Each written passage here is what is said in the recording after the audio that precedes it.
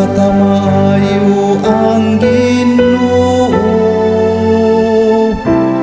pulahan ng tawo nga nagadangop kaniya.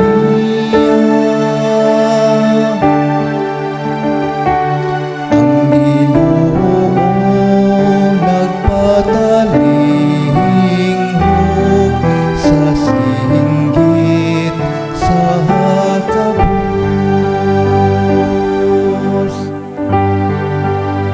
Gisudyaan sa Ginoo ang mga nagbuhat og dautan, aron mapapas ang ilang handumanan diha sa yuta. Sa pagsangpit sa mga matarong, ang Ginoo namati kanila, ug sa tanan nilang mga kagul-anan giluwas niya sila.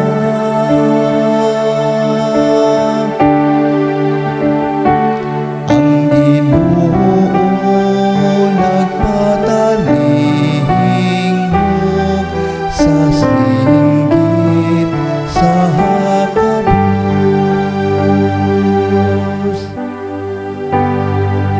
Ang Ginoo haduol sa nagahinulsol, ug sila nga naguol sa Espiritu iyang giluwas.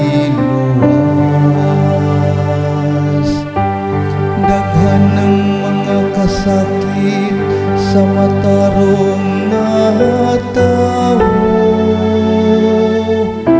apan kanilang tanan giluwas siya sa Ginoo.